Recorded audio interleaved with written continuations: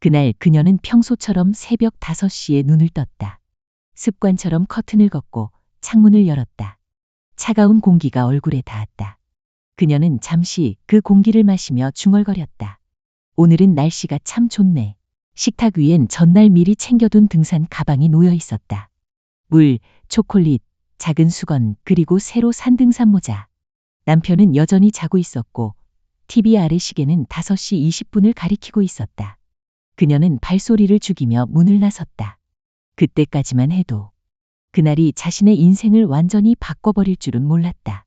처음 등산을 시작한 건 단순한 이유였다. 퇴직 후 집에만 있던 남편. 그와 하루 종일 함께 있는 게 점점 힘들어졌다. 같이 밥 먹고 같이 TV 보고 같이 잠자고 매일이 복사 붙여넣기 같았다. 그러던 어느 날 이웃 아주머니가 말했다. 요즘 동호회 다녀요? 등산 한번 가봐요. 재밌어요. 사람도 좋고. 그녀는 아무 생각 없이 고개를 끄덕였다. 그게 시작이었다. 첫 모임날. 그녀는 새 등산복을 입었다. 형광색 재킷, 깔끔한 모자, 운동화는 아직 흙 한 점 묻지 않았다. 모임 장소엔 10명 남짓의 사람들이 모여 있었다. 그들은 서로 반갑게 인사하고 이름 대신 닉네임을 불렀다. 산꾼, 바람소리, 미소천사. 그녀의 닉네임은 푸른 하늘. 그때 한 남자가 다가왔다. 푸른 하늘님, 처음 오셨죠? 배낭 끈 조정 이렇게 하셔야 돼요. 그의 이름은 박 팀장. 40대 후반, 말수가 적고 손이 다정했다. 그녀는 어색하게 웃으며 말했다. 감사해요. 제가 이런 건 서툴러서요. 그날 산행은 평범했다. 하지만 내려올 때쯤 그녀의 머릿속엔 이상하게 그 남자의 목소리만 맴돌았다. 며칠 후 단톡방 알림이 울렸다. 이번 주 토요일 오전 7시 집합. 날씨 좋대요. 그녀는 망설이다가 좋아요 이모티콘을 눌렀다. 그날 남편은 물었다.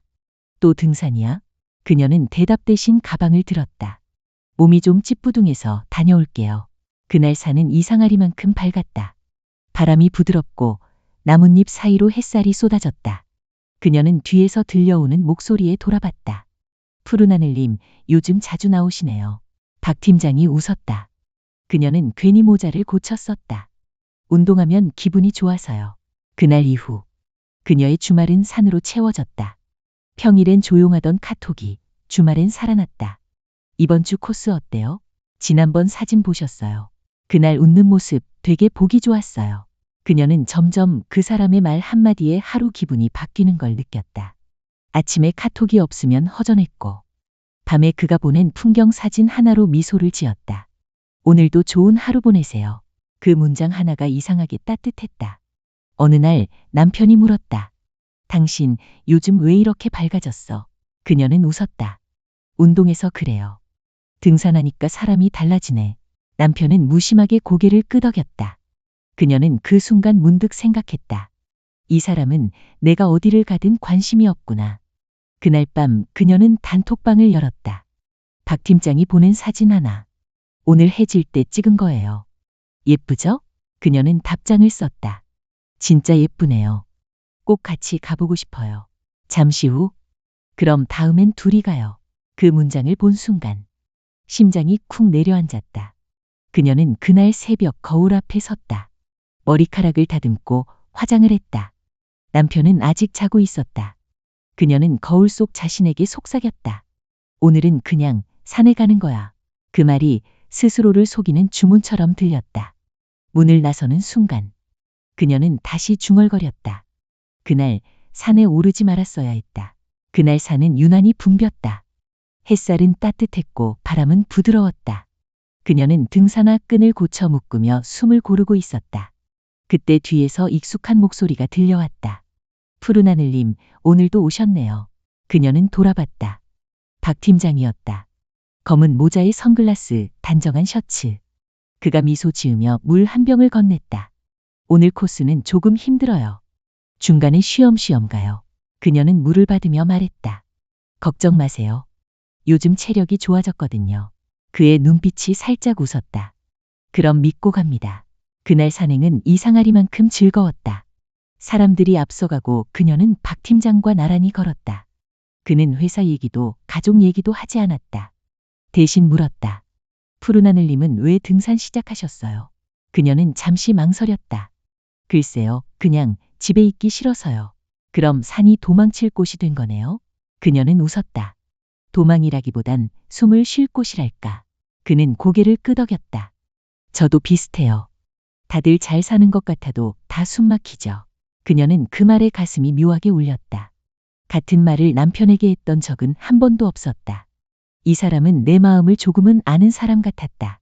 산 중턱 쉼터. 그녀는 도시락을 꺼내 박 팀장에게 건넸다. 김밥이에요. 아침에 급하게 싸왔어요. 그는 웃으며 받았다. 손맛 나네요. 누가 싸준 김밥이 이렇게 맛있을 줄이야. 그녀는 괜히 시선을 피했다. 바람이 불었고 나뭇잎 사이로 햇살이 흔들렸다. 그녀는 생각했다. 이 사람과 있으면 시간 감각이 사라진다. 그날 저녁 단톡방에 사진이 올라왔다. 박 팀장이 찍은 단체 사진이었다. 모두 웃고 있었다. 하지만 그녀의 눈엔 자신 옆에 서 있던 박 팀장만 보였다. 댓글이 달렸다. 우리 팀장님, 오늘도 멋지시네요.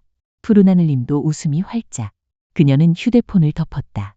그런 댓글 하나가 괜히 가슴을 뛰게 했다. 며칠 후, 박 팀장이 개인 톡을 보냈다. 오늘 회사 일로 스트레스 받았어요. 잠깐 산책 중이에요. 그녀는 답장을 썼다. 요즘은 산에도 못 가니까 답답하죠. 그러게요. 다음 주에 같이 갈까요? 그녀의 손가락이 멈췄다. 같이. 두 글자. 별 의미 없는 말일 수도 있었다. 하지만 그 순간 그녀의 심장은 이상하게 빨리 뛰었다. 그녀는 한참 후에야 답장을 보냈다. 좋아요. 날씨 좋으면 가요. 그날부터 그녀는 거울을 자주 봤다. 입술색, 머리 모양, 옷의 주름. 남편이 눈치채지 않게 아침 일찍 일어나 세수를 했다. 요즘 왜 이렇게 부지런해졌어? 남편의 물음에 그녀는 웃으며 대답했다. 그냥 몸이 좋아서 그래요. 하지만 진짜 이유는 달랐다. 그녀는 점점 산보다 그 사람을 기다렸다. 그리고 그날이 왔다. 두 사람만의 산행. 박 팀장이 말했다. 사람 많은 코스보다 조용한 길이 좋지 않아요? 그녀는 고개를 끄덕였다. 그렇죠. 오늘은 조용해서 좋네요. 그들은 말없이 걸었다. 바람이 나뭇잎을 스쳤고 새소리만 들렸다. 가끔 눈이 마주칠 때마다 둘 다 아무 말도 하지 못했다. 중턱쯤 오르자 그녀가 숨을 고르며 멈췄다. 힘드세요? 괜찮아요. 그냥. 그녀는 하늘을 올려다봤다. 이렇게 누군가랑 걷는 게 오랜만이라서요. 박 팀장은 고개를 돌렸다. 그의 시선이 잠시 머물렀다. 저도요. 산 정상. 그녀는 풍경을 보며 말했다. 세상에 이렇게 맑은 공기가 있었네요. 그는 천천히 대답했다. 공기도 사람도 마음이 열리면 다 다르게 느껴지죠. 그녀는 웃었다. 그 순간 바람이 머리카락을 스쳤다. 그의 손이 자연스럽게 머리카락을 잡았다. 짧은 순간이었다. 하지만 그 짧은 접촉이 그녀의 모든 평정을 흔들었다. 내려오는 길. 그녀는 일부러 거리를 두었다. 하지만 그의 뒷모습만 봐도 이상하게 안심이 됐다. 이건 그냥 친구 사이야. 그냥 동호회지. 스스로를 다독였지만 마음 한구석이 계속 뜨거웠다.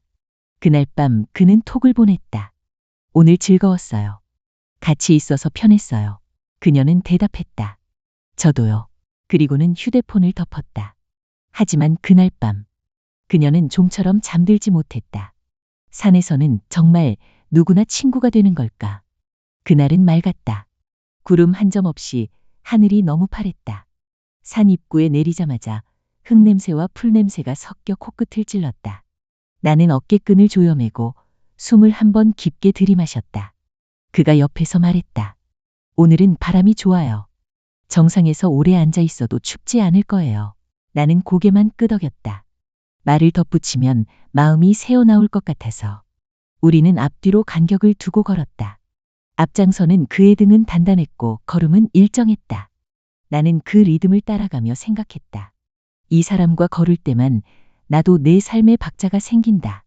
중턱을 지나면서 사람 소리가 줄어들었다. 한계령을 넘어온 바람이 나뭇잎을 뒤집었고 숲은 잠깐씩 은빛으로 흔들렸다. 그가 뒤돌아보며 물었다. 물은 충분해요? 괜찮아요. 천천히 가요. 그가 미소 지었다. 그 짧은 표정 하나가 내 심장을 어지럽혔다. 쉼터에서 우리는 말없이 앉아 물을 마셨다. 옆 벤치에 있던 등산객들이 떠나자 주변은 고요해졌다. 그가 입을 열었다. 요즘은 회사 일이 아니라 사람이 더 어렵네요. 나는 괜히 손목에 땀을 닦았다. 사람은 늘 어렵죠. 그는 내 얼굴을 잠깐 바라보고는 다시 산길로 시선을 돌렸다. 그 짧은 시선이 오래 남았다. 아무 말도 하지 않았지만 서로가 같은 걸 생각하고 있다는 느낌이 들었다.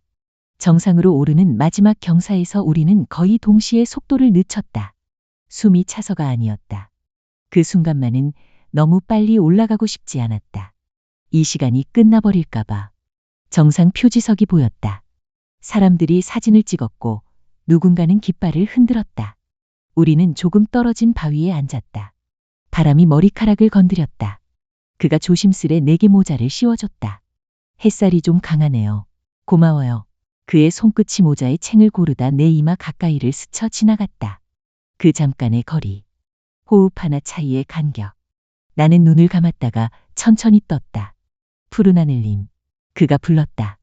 나는 고개를 돌렸다. 네. 그의 눈동자가 흔들렸다.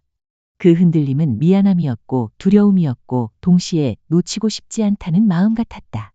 그가 아주 조용히 말했다. 이렇게 앉아 있으면 마음이 편해져요. 나는 한 박자 늦게 대답했다. 저도요. 그 한마디가 선을 넘지는 않았다. 하지만 선을 그려놓은 펜을 바위 위에 올려둔 기분이었다. 언제든 손만 뻗으면 지워질 선.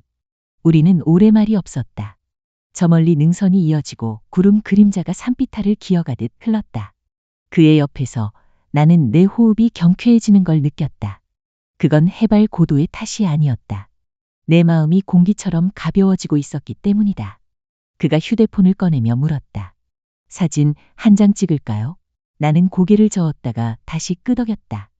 그는 내 옆에 살짝부터 화면을 들이밀었다. 여기, 이 각도가 하늘이 제일 넓게 나와요. 우리는 화면 속으로 고개를 기울였다. 찰칵. 사진 속에 나는 생각보다 더 환하게 웃고 있었다. 그리고 그의 어깨가 내 어깨와 아주 조금 겹쳐 있었다. 이 사진 보내드릴게요. 네. 그는 내 번호를 이미 알고 있었다. 동호회 공지 때문이라고 100번도 더 합리화할 수 있었다. 하지만 그 순간 나는 알았다. 이제부터는 공지가 아니라 개인의 영역으로 들어간다는 걸. 정상에서 내려오기 전 그는 내게 물었다. 조금 더 앉아 있어도 될까요? 나는 웃었다. 오늘은 시간이 많아요. 그는 안도의 숨을 쉬었다. 햇빛이 우리 앞에 떨어졌다. 바위의 온기가 무릎 위로 스며들었다. 그 온기가 오래된 담요처럼 마음을 감쌌다. 내려가는 길은 올라갈 때보다 더 조용했다. 우리는 서로의 발소리만 들었다. 가끔 그의 등 뒤로 손을 뻗고 싶어졌다. 그 손이 닿는 순간 무슨 일이 벌어질지 알면서도 그럼에도 불구하고 닿고 싶은 충동이 발목을 잡았다. 나는 걸음을 늦췄다. 거리를 지키기 위해서였다. 그러나 마음의 거리는 이미 좁혀지고 있었다. 계곡을 건너는 작은 다리에서 나는 잠깐 균형을 잃었다. 그가 재빨리 내 팔을 붙잡았다. 괜찮아요? 응, 괜찮아요. 그의 손이 내 팔을 감싸고 있던 그 이처. 나는 숨을 쉬지 못했다. 세상이 멈춘 듯 조용했다. 멀리 아이들의 웃음소리, 물소리, 바람소리가 선명해졌다. 그의 손이 천천히 내 팔에서 떨어졌다. 그 빈자리에서 열이 오래 남았다. 주차장에 거의 다 왔을 때 그는 갑자기 멈췄다. 잠깐만요. 그가 가방에서 작은 파우치를 꺼냈다. 손에 물집 잡히면 이거 바르세요. 자주 걷다 보면 생겨요. 그가 건넨 약을 받으며 나는 마른 침을 삼켰다. 고마워요. 별거 아니에요. 하지만 그 작은 친절이 나를 취하게 했다. 사람이 사람에게 건네는 가장 위험한 약은 친절일지도 모른다. 부작용이 느리게 그러나 깊게 번지기 때문이다. 그날 밤 사진이 왔다. 오늘 하늘 정말 넓었죠. 짧은 메시지. 나는 사진을 오래 보다가 답장을 썼다. 넓었어요. 마음도요. 보내기 버튼을 누르기 직전 손가락이 멈췄다. 너무 솔직한가? 너무 빨리 마음을 내보이는 건 아닐까? 결국 나는 마지막 단어를 지웠다. 넓었어요. 메시지를 보냈다. 몇 초 후 답장이 왔다. 다음에도 그렇게 느끼면 좋겠네요. 나는 휴대폰을 베개 옆에 두고 천장을 바라봤다. 방 안 공기와 낮의 공기가 너무 달랐다. 낮의 공기는 가볍고 투명했는데 지금의 공기는 무겁고 끈적했다. 그 무게는 죄책감이었고 기대였다. 둘은 묘하게 비슷한 온도를 갖고 있었다. 둘 다 쉽게 잠들지 못하게 만들었다. 잠들기 전 나는 나에게 물었다. 이건 뭐지? 우정일까? 아니면 대답을 끝내지 못한 채 눈을 감았다. 꿈속에서 나는 다시 정상에 있었다.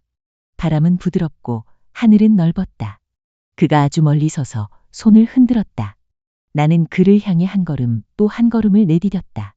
그리고 마지막 발을 떼려는 순간 깨어났다. 새벽이었다. 옆에서 남편의 균일한 숨소리가 들렸다. 나는 조심스레 몸을 일으켜 앉았다. 커튼 사이로 어둠이 전부 거치지 않은 창밖이 보였다. 나는 손바닥으로 가슴을 눌렀다. 심장이 나와 다른 속도로 뛰고 있었다. 그 심장은 내 것이 맞을까? 나는 내 것이면서 내 것이 아닌 무언가가 되어가고 있었다. 그날 산 정상에서 우리는 눈을 마주쳤다. 그 순간은 아무 말도 하지 않았지만 모든 말이 시작되었다. 그리고 나는 알았다. 이제부터 내려가는 길은 오르막보다 더 가팔라질 거라는 걸. 정상에서 눈을 마주친 그날 이후 우리 사이는 말없이 정리된 것 같았다. 정리라는 말이 아이러니했지만 느낌은 그랬다. 선은 보이지 않게 흐려졌고 경계는 조용히 뒤로 물러났다. 우리는 여전히 동호회 사람이었고 여전히 산을 올랐다. 하지만 내 심장 박동은 그와 같은 리듬을 탔다. 그건 우연이 아니었다. 동호회 단톡방엔 공지가 올라왔다. 다음 주 토 새벽 6시 출발 중급 코스. 나는 그 공지를 보며 캘린더에 표시했다. 그리고 그보다 더 중요한 작은 동그라미를 하나 더 그렸다. 그와의 개인 대화창. 중간 능선 휴게소 10분 정도 먼저 도착할게요. 그의 메시지는 늘 짧고 정확했다. 짧은 문장 속에 많은 의미가 숨었다. 그날 새벽 어두운 주차장에 차들이 하나둘 들어왔다. 누군가는 스트레칭을 했고 누군가는 커피를 마셨다. 나는 사람들 사이에서 적당한 웃음을 지었고 눈빛의 온도를 조절했다. 그가 멀리서 손을 들어 보였다. 아무 일도 아니었다는 듯 자연스러운 인사. 하지만 나의 하루는 그 손짓 하나로 흘러가기 시작했다. 초입에서부터 우리는 살짝 다른 속도로 걸었다. 나는 사람들과 어울렸고 그는 앞쪽에서 대열을 조정했다. 가끔 뒤를 돌아보는 그의 시선이 나를 스쳐갔다. 그때마다 숨이 반박자씩 흔들렸다. 누군가 물었다. 푸른 하늘님, 오늘 컨디션 좋아 보이시네? 네, 요즘 잠이 잘 와서요. 나는 대답했다. 거짓말이었다. 요즘 나는 쉽게 잠들지 못했다. 대신 아침이 빨리 오기를 바랄 뿐이었다. 첫 번째 휴식지, 사람들이 물을 마시며 담소를 나눴다. 그가 내게 조용히 말했다. 잠깐, 저 바위 뒤 그늘. 햇빛이 강하네요. 나는 고개를 끄덕였다. 누구에게도 이상해 보이지 않는 거리, 아무도 신경 쓰지 않을 정도의 시간. 그늘은 짧았고 바람은 시원했다. 그가 작은 파우치를 꺼내 내 손에 쥐어줬다. 지난번 그 약 다 썼을 것 같아서요. 기억하네요. 기억할 만해서요. 짧은 대사에 긴 침묵이 붙었다. 우리는 아무 말 없이 다시 대열로 들어갔다. 가끔 말보다 침묵이 더 많은 걸 전한다는 걸 그때 알았다. 둘째 능선. 가파른 오르막을 지난 뒤 모두의 걸음이 느려졌다. 나는 배낭을 고쳐매며 숨을 골랐다. 그가 내 등 뒤로 다가와 어깨끈을 살짝 조였다. 이 각도가 좋습니다. 체력 덜써요. 그의 손끝이 어깨끈을 타고 흘렀다. 나는 앞으로 한 걸음 나아갔다. 그리고 속으로 천천히 숫자를 셌다. 하나, 둘, 셋. 심장이 조금 가라앉는데 필요한 시간. 점심때 사람들은 모여 앉아 도시락을 펼쳤다. 누군가가 농담을 던졌고 누군가는 호탕하게 웃었다. 나는 김밥을 그에게 건넸다. 지난번보다 더 잘 말렸어요. 그가 한 조각을 베어 물며 말했다. 오늘 제일 맛있네요. 별것 아닌 말. 그런데 그 말이 하루를 버티게 했다. 사람들은 우리가 나란히 앉아 있는 걸 보면서도 아무 말도 하지 않았다. 그저 분위기가 좋네 정도의 시선. 모든 위험은 이렇게 무해한 얼굴을 하고 다가왔다. 하산길, 작은 능선을 내려오다 발밑에서 자갈이 굴렀다. 몸이 휘청하는 순간 그의 팔이 내 허리를 받쳤다. 짧게 단단하게. 괜찮아요. 네. 그의 손이 떨어지고 나서야 나는 숨을 내쉬었다. 하산길엔 언제나 더 많은 위험이 숨어 있다. 그리고 우리의 관계도 그랬다. 그날 저녁 메시지가 왔다. 오늘 무릎은 어때요? 괜찮아요. 파스 붙였어요. 다행이네요. 다음엔 스틱 각도 조금 더 세우세요. 알겠어요. 대화는 짧았다. 하지만 그 짧은 왕복 뒤에 미묘한 여운이 남았다.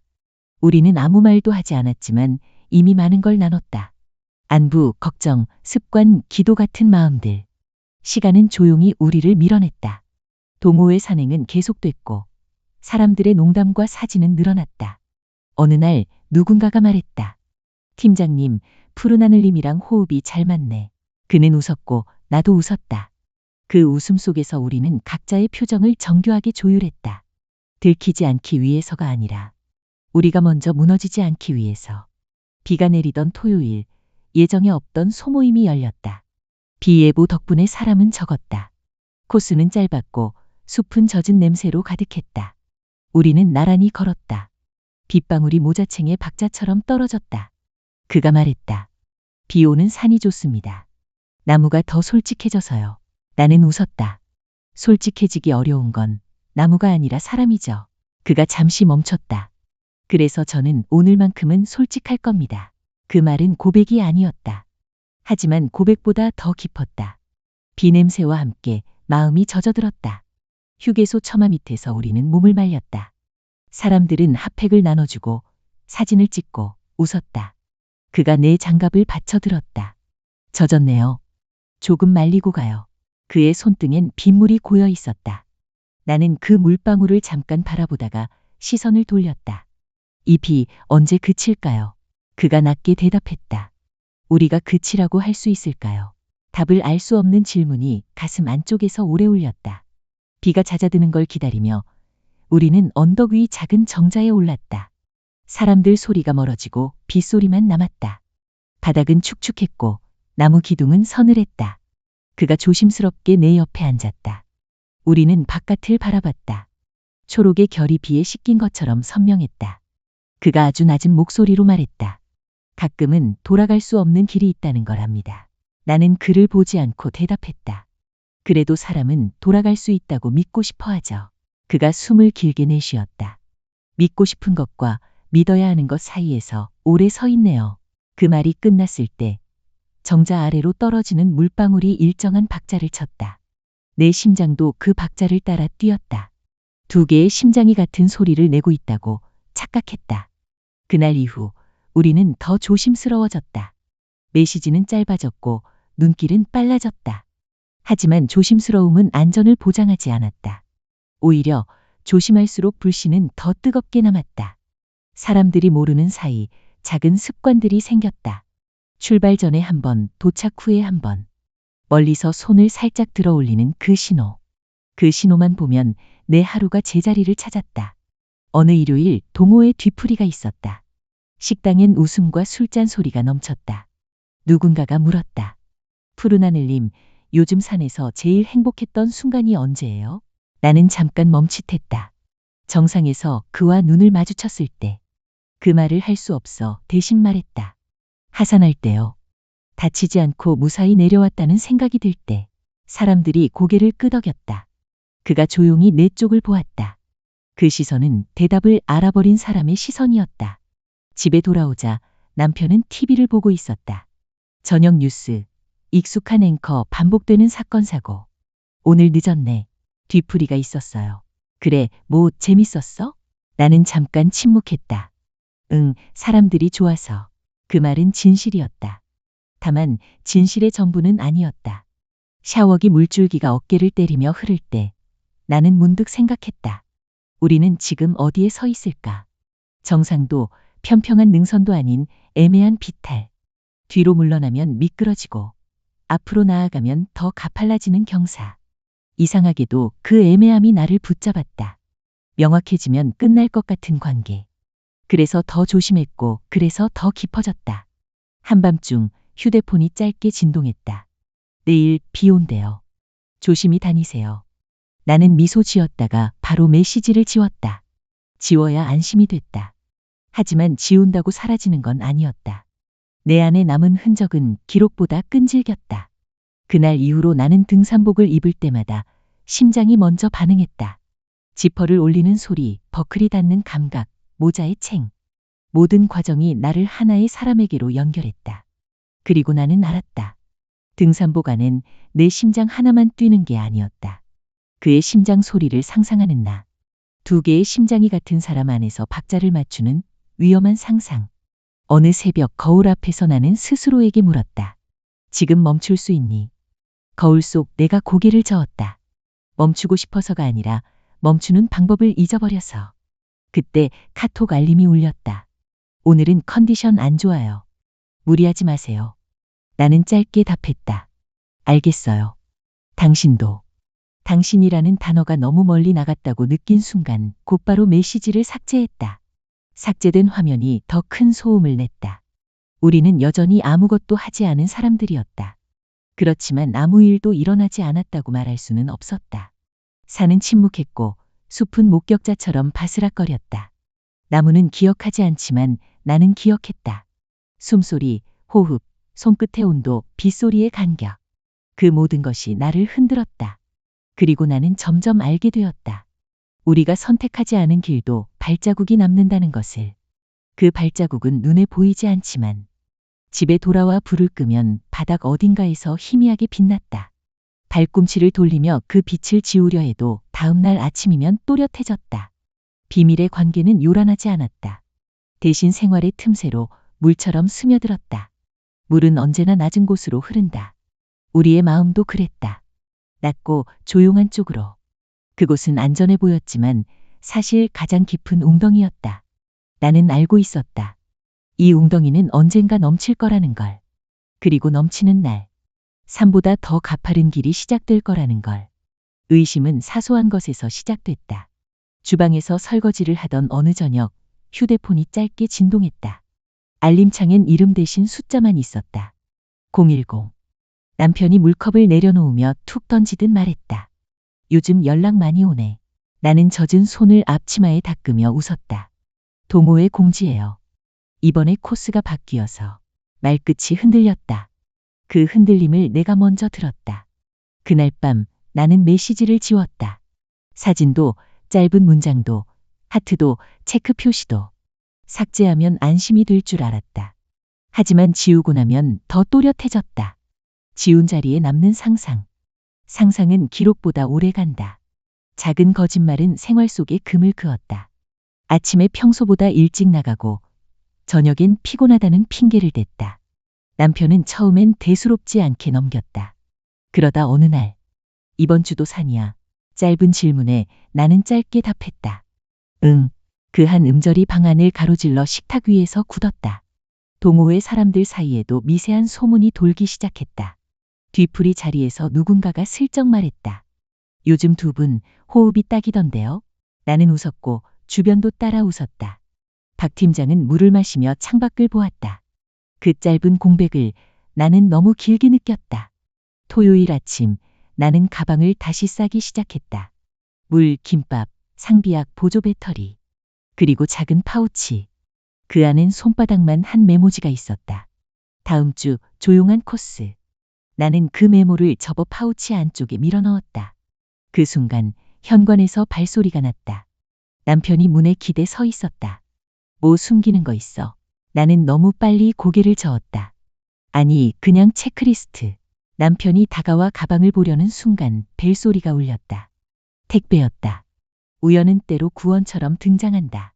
하지만 구원은 오래 머물지 않는다. 산행 중 그는 말했다. 요즘 표정이 달라요. 어떻게요? 아슬아슬하게. 나는 웃었다. 우리 잘하고 있는 거 맞죠? 그가 잠깐 멈췄다. 우리는 조심하고 있어요. 조심이라는 단어가 당장은 안전처럼 들렸다. 그러나 나중에 알았다.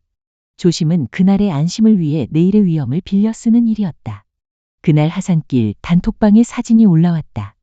누군가가 우리 둘만 프레임에 들어온 사진을 캡처해서 올렸다. 와, 오늘도 케미 폭발 크크. 이모티콘이 줄줄이 따라붙었다. 심장이 순간 얼었다. 박 팀장은 아무 반응도 하지 않았다. 나는 아무렇지 않은 척 다른 사진에 좋아요를 눌렀다. 그런데 그날 밤 고요 속에서 휴대폰이 다시 울렸다. 사진 지웠어요. 고마워요. 내일은 톡 줄여요. 우리는 서로에게서 멀어지는 척 더 조밀해졌다. 일요일 저녁 남편이 말했다. 내일 병원 같이 가자. 무슨 병원? 검진. 오래 미뤘잖아. 같이 가. 나는 순간 허공을 더듬는 기분이 들었다. 달력에 적힌 소모임 글씨가 눈앞에서 흔들렸다. 내일은 어려워. 팀이랑 약속이 있어. 그 팀이 이제 가족보다 중요해? 그의 목소리는 크지 않았지만 방 안의 공기는 금세 차가워졌다. 나는 시선을 피했다. 그 시선이 균열의 가장자리였다. 그리고 사건은 예상치 못한 곳에서 터졌다. 평일 오후 집에 혼자 있던 남편이 청소를 하다가 신발장 위에 올려둔 내 파우치를 발견했다. 메모지, 작은 연고 그리고 작게 접힌 영수증. 영수증에는 우리가 갔던 카페의 이름이 있었다. 날짜와 시간 2잔의 커피. 남편은 아무 말도 하지 않았다. 대신 그 영수증을 지갑에 넣었다. 증거는 때로 침묵으로 보관된다. 그날 밤 식탁 위에 그 영수증이 올려져 있었다. 남편은 TV를 끄고 나를 바라봤다. 이건 뭐야? 나는 입을 열었다가 닫았다. 동호회 친구랑 잠깐. 그 친구 남자지? 대답이 느리면 거짓처럼 보인다. 나는 빠르게 고개를 끄덕였다. 어쩌다 보니 그날은 사람들이 늦게 와서 남편의 손등에 핏줄이 도드라졌다. 어쩌다 보니 그는 그 말을 천천히 2번 따라했다. 어쩌다 보니 그리고 조용히 자리에서 일어났다. 그날 이후 집안의 소리는 작아졌다. 발소리, 문 여닫는 소리, 컵이 놓이는 소리. 모든 소리가 얇아졌다. 얇아질수록 더 잘 들렸다. 서랍을 여는 소리, 지갑을 꺼내는 소리, 휴대폰을 탁자에 놓는 소리. 마치 누가 마이크를 집안 곳곳에 숨겨둔 것처럼. 동호회에도 변화가 스며들었다. 주말 모임에서 누군가가 내게 다른 조와 함께 가자고 권했다. 이번엔 A조 가보세요. 새로 오신 분들이 많아요. 제안은 친절했지만 뜻은 분명했다. 거리 두기. 소문은 이미 우리를 앞질러 내려가고 있었다. 나는 박 팀장에게 말했다. 조금 쉬어야 할 것 같아요. 그는 바로 답했다. 그럴 거라 생각했어요. 미안해요. 미안하다는 말은 나중에 해요. 나중이라는 단어가 멀어지는 것 같지 않았다. 오히려 더 가까운 쪽에서 기다리는 그림자 같았다. 며칠 뒤 남편이 말했다. 이번 주말엔 같이 부모님 댁 가자. 그건 제안이 아니라 통보였다. 나는 달력을 보았다. 그날은 동호회 정기 산행이었다. 나는 고개를 끄덕였다. 그래, 한 단어에 많은 것이 꺾였다. 습관, 설렘, 그리고 금요일 밤에 울리던 짧은 진동. 정기 산행 날 단톡방엔 사진이 빠르게 올라왔다. 새로 온 사람들의 자기소개, 정상 인증샷, 하산 후 국밥. 나는 침묵했다. 박 팀장은 아무 말도 하지 않았다.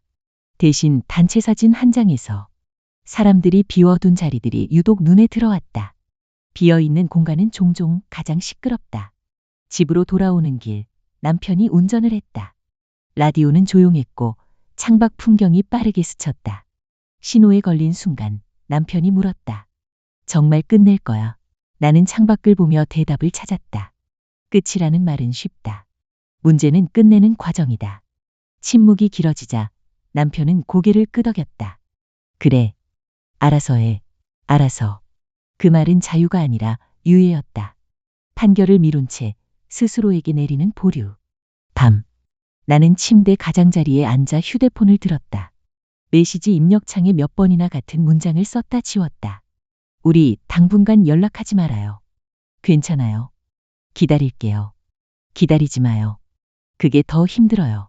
전송하지 않은 문장들이 화면에 겹겹이 쌓였다. 마침내 나는 아무 말도 보내지 않았다.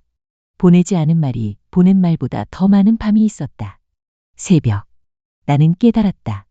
우리가 들키지 않을 거라 믿은 건 상황이 아니라 우리가 제어할 수 있다고 믿은 감정이었다. 하지만 감정은 제어의 대상이 아니라 관리의 대상이었다. 관리는 언제나 누수를 남긴다. 그 누수가 오늘은 영수증이었고 내일은 눈빛일 것이며 모레는 우리 자체일 것이다. 균열은 이미 시작됐다.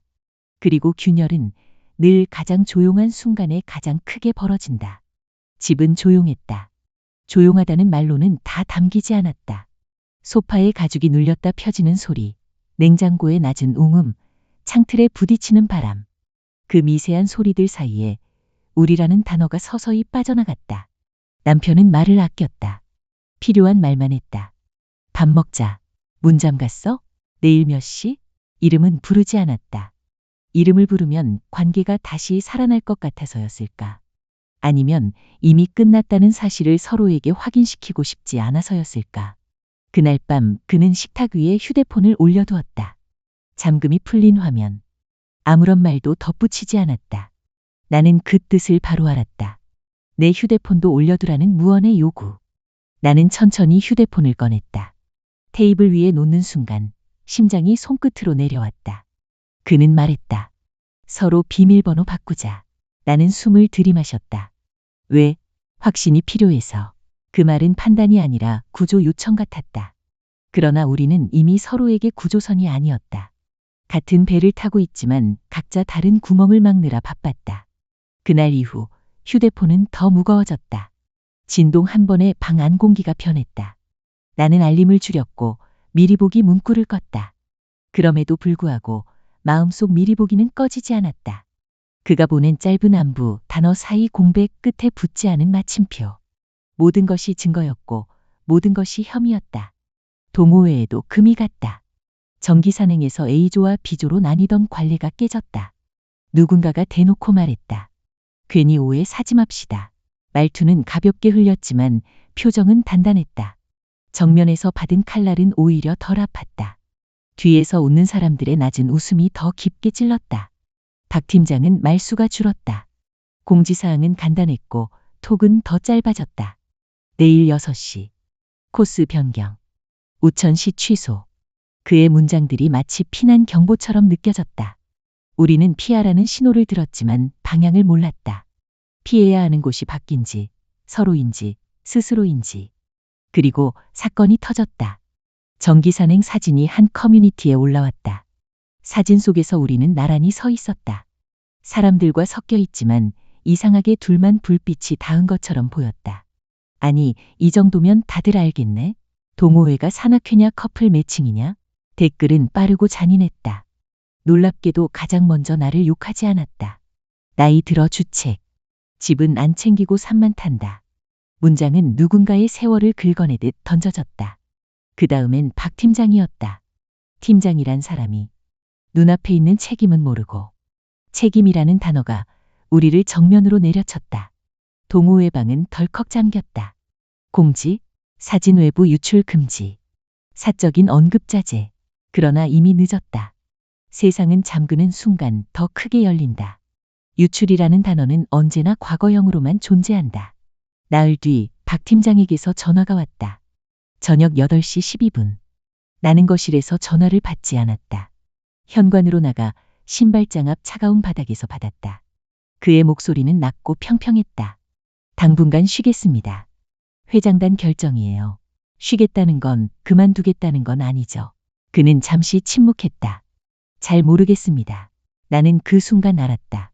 이 관계는 처음부터 우리 둘의 것처럼 보였지만 사실은 많은 사람들의 시선으로 구성된 구조물이었다. 시선이 빠져나가자 구조는 기울었다. 그날 남편이 말했다. 내일 부모님한테 가자. 나는 고개를 들었다. 갑자기 아니야. 설명해야 할 것 같아서. 설명. 가장 무서운 단어였다. 설명은 해명으로, 해명은 변명으로, 변명은 항변으로 흐른다. 끝은 늘 파국이었다. 부모님 댁 거실은 낯익었지만 모든 가구가 낯설게 느껴졌다.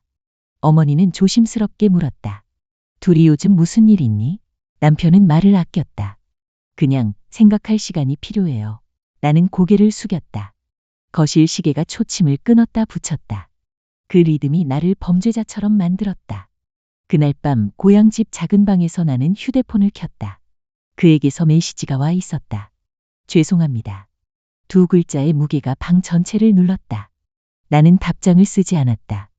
대신 오래된 앨범을 펼쳤다. 우리 부부의 사진들.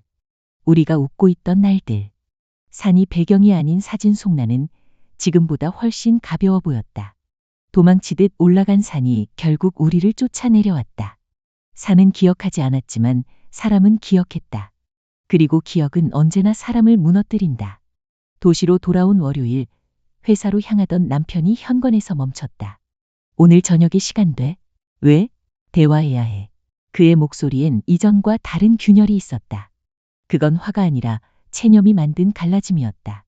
체념은 분노보다 차갑다. 차가운 건 늘 오래 간다. 저녁, 우리는 마주 앉았다. 그는 물었다. 끝낼 수 있어. 나는 대답하지 못했다. 끝낼 수 있다는 확신도 계속할 수 있다는 용기도 없었다. 그가 다시 물었다. 그 사람은? 나는 고개를 저었다. 지금은 쉬는 중이래. 쉬는 중. 그는 그 말을 따라하며 웃었다. 웃음이라기보다 소리 없는 기침에 가까웠다. 그게 우리가 기대던 안전장치였나 보지. 그날 밤 집에서 짐 몇 개가 사라졌다. 서랍이 조금 가벼워졌다. 칫솔이 하나 줄었고 옷걸이에 빈 공간이 생겼다. 남편은 짐을 싸지 않았다. 대신 필요한 것만 골라나갔다. 삶은 떠나는 방식이 다양하다는 걸 그때 처음 알았다. 가방을 싸지 않고도 떠날 수 있다는 것. 그건 돌아올 여지를 남기는 친절이 아니라 돌아오지 않아도 된다는 표지판이었다. 다음 날 동호회 방에 공지가 하나 더 올라왔다. 운영진 재편으로 당분간 모임 축소. 사람들이 반응했다. 아쉽다. 요즘 일 많네. 잠깐 쉬자. 그 사이사이에 짧은 이모티콘들이 흘렀다. 이모티콘은 언제나 감정을 가장 효과적으로 감춘다. 나는 산에 가지 않았다. 대신 아침마다 창문을 열어 바람 소리를 들었다. 바람은 산에서 내려오는 길을 알고 있었다. 그 길을 따라 내 마음도 내려왔다. 내려오다 보니 알겠다. 우리는 오르막에서 사랑에 빠지고 내리막에서 서로의 바닥을 보게 된다는 걸. 그에게 마지막으로 메시지가 왔다. 죄송합니다. 지키지 못해 미안합니다. 나는 화면을 오래 바라보다가 휴대폰을 뒤집었다. 지키지 못한 건 단 한 사람도 단 한 감정도 아니었다. 약속, 일상, 이름, 호흡. 여러 작은 것들을 동시에 잃어버렸다. 잃어버린 것들은 서로를 끌어당겨 하나의 큰 구멍이 됐다. 그 구멍을 사람들은 붕괴라고 부른다. 밤 불을 끄고 누우면 천장에 산능선이 그려졌다. 정상은 여전히 날 부르고 있었다. 하지만 나는 알았다. 다시는 그 정상에 오를 수 없다는 걸. 오를 수 있다 해도 내려오는 길을 감당할 수 없다는 걸. 집안 어둠 속에서 나는 조용히 중얼거렸다. 산이 우리를 무너뜨린 게 아니야. 우리가 우리를 무너뜨렸어. 그 말은 변명이 아니라 결론이었다. 결론을 말하고 나서야 비로소 침묵이 쉬워졌다. 그리고 다음 장면을 준비하는 누군가처럼 삶은 아무 일 없다는 듯 다음 날을 열었다. 세탁기가 돌아가고 신문이 문틈에 꽂혔다. 일상은 무너진 자리 위에 제 시간에 도착했다. 무너진 건 우리였고 시간은 아무것도 몰랐다. 아침이 오면 창밖 산등성이가 제일 먼저 눈에 들어왔다. 늘 그 자리에 있던 풍경이었다. 그런데 오늘의 산은 어제와 달랐다. 같은 능선, 같은 나무, 같은 구름인데 내 마음이 비어 있으니 산도 텅 비어 보였다. 나는 한동안 알람을 끄고 누워 있었다. 휴대폰 화면 위 캘린더의 표시는 줄어들었다. 정기산행, 소모임, 뒤풀이. 그 자리에 회색 점들이 눌러붙어 있었다. 취소, 보류, 미정. 단어들이 모여 하나의 문장이 되었다. 당신은 이제 가지 않아요. 거실을 천천히 걸었다. 소파 등받이에 걸린 등산 재킷, 신발장에 그대로 있는 스틱. 모든 준비가 완료된 채 출발하지 못하는 여행자처럼. 나는 재킷을 들었다가 내려놓았다. 지퍼의 차가운 감촉이 손끝에서 오래 남았다. 그 지퍼 소리가 어쩌면 우리 사이 마지막으로 닫히지 못한 문 같은 기분이었다. 그날 오후 동네 작은 카페에 앉았다. 테이블에 머그잔 자국이 동그랗게 남아 있었다. 나는 그 자국을 손가락으로 따라 그리며 생각했다. 우리는 왜 돌아오지 못했을까? 아니, 애초에 어디까지 갔던 걸까? 친구와 연인의 경계, 배려와 위로의 경계. 경계는 종종 눈에 보이지 않아서 넘어가고 나서야 알게 된다. 심리상담소 문을 두드린 건 충동이었다. 접수대 앞에서 잠시 망설였고 의자에 앉아 이름을 적었다. 상담사는 조용히 물었다. 지금 무엇이 가장 힘드세요?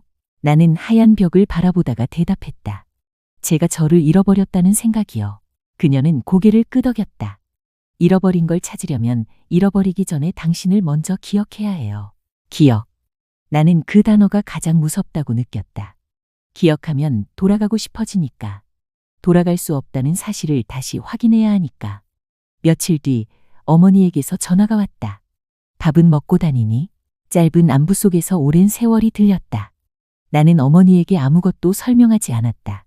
설명하지 않는 것도 한 방식의 선택이라는 걸. 이 나이가 되어서야 배웠다.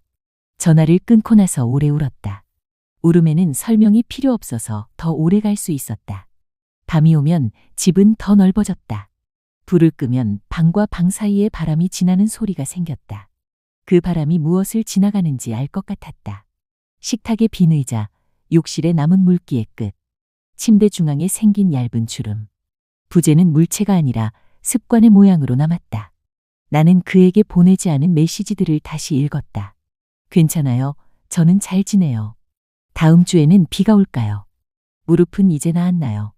이제 와서 보면 그 문장들은 모두 같은 말을 하고 있었다. 나 아직 거기에 있어. 하지만 거기는 사라졌다. 좌표가 지워지면 메시지는 도달할 곳을 잃는다. 배달 실패. 내 마음도 비슷한 상태였다. 어느 날 동호회 게시판에 새 공지가 올라왔다. 운영진 변경, 규정 강화, 개인 간 사적 만남 권고 제한. 말끝이 단단했다. 댓글들 사이에 익숙한 닉네임들이 보였다. 누군가는 떠났고 누군가는 남았다. 나는 아무 반응도 하지 않았다. 반응은 참여를 의미했고 참여는 다시 입장을 요구했다. 이제 내가 있어야 할 자리는 산이 아니라 내 안이었다. 오랜만에 혼자 근교 낮은 산을 찾았다.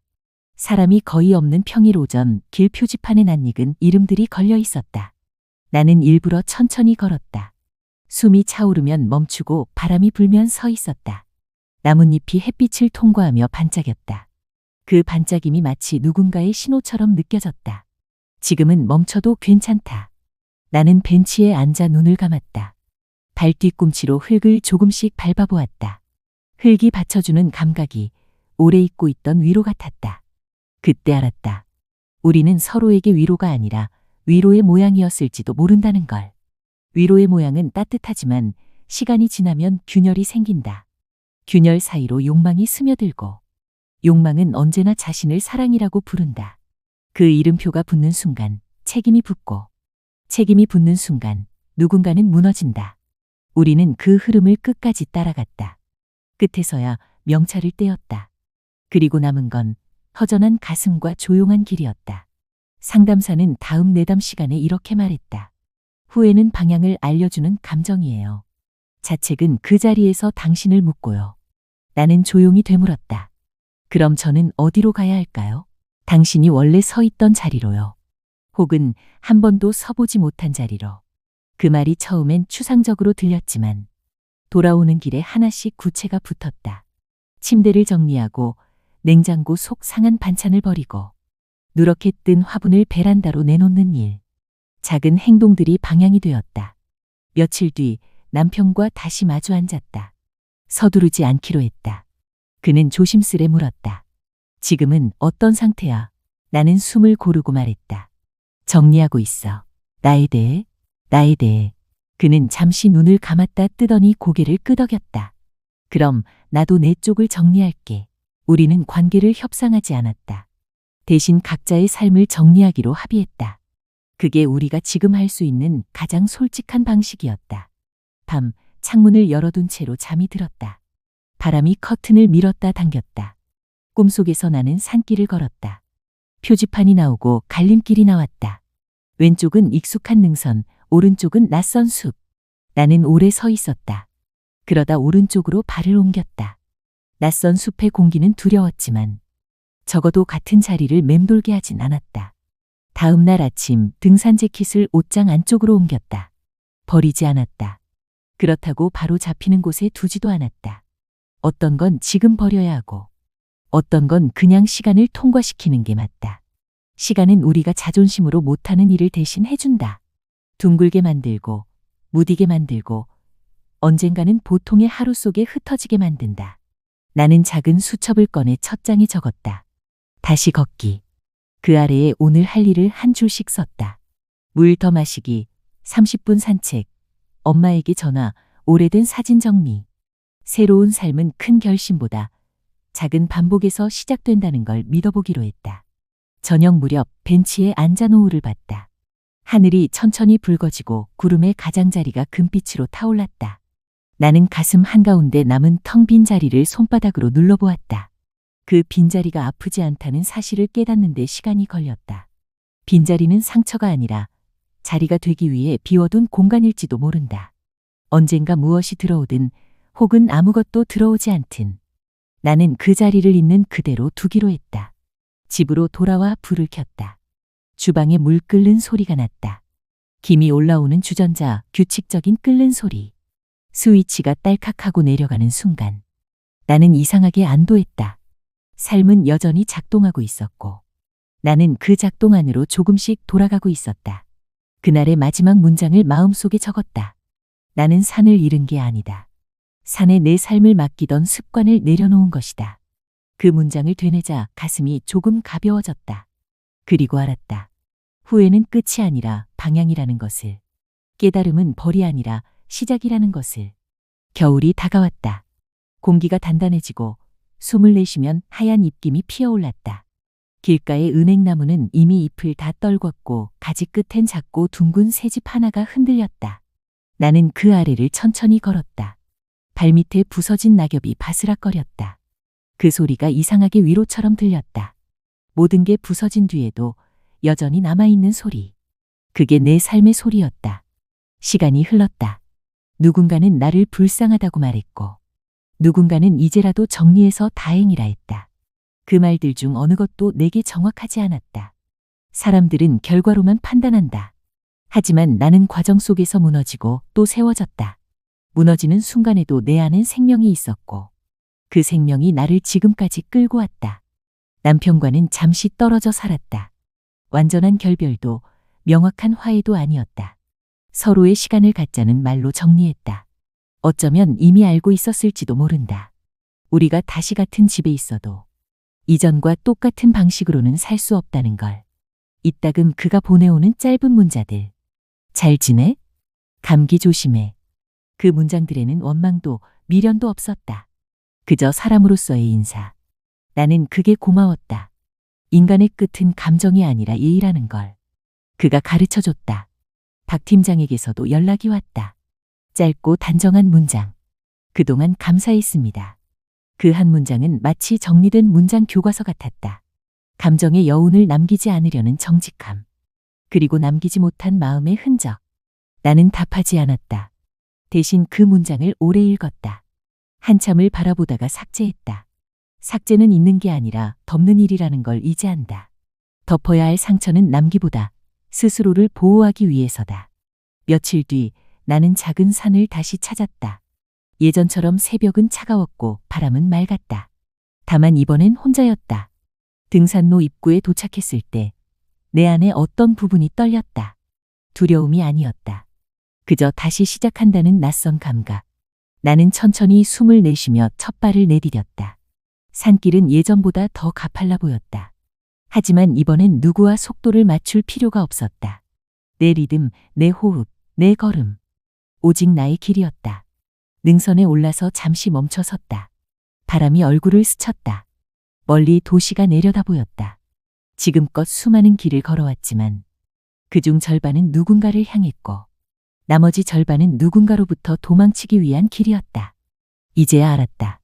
내가 한 번도 나 자신을 향해 걸은 적이 없었다는 걸. 나는 가볍게 웃었다. 그 웃음은 위선이 아니라 안도였다. 그제야 눈물이 났다. 슬픔 때문이 아니라 이제는 울어도 괜찮다는 걸 알아서였다. 감정을 억누르지 않아도 된다는 자유가 눈물이 되어 흘렀다.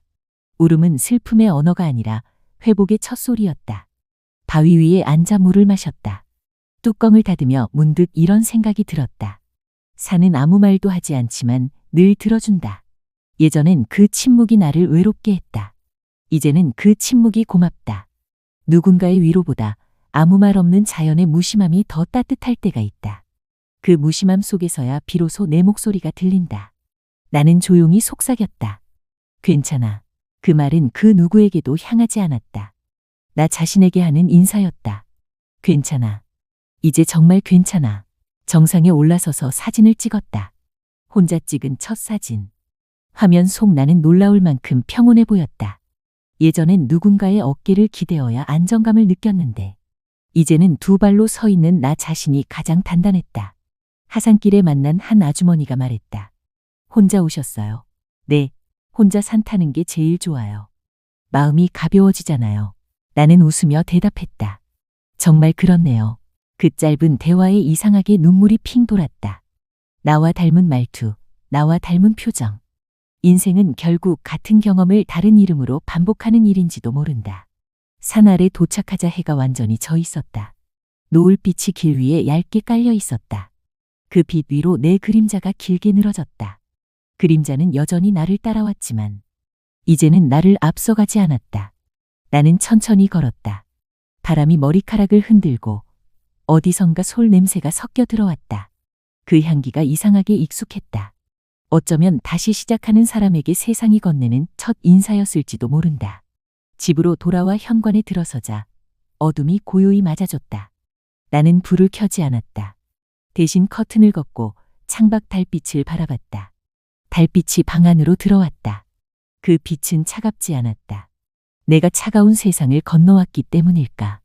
이젠 어떤 빛도 나를 다치게 할 수 없을 것 같았다. 나는 속으로 마지막 문장을 썼다.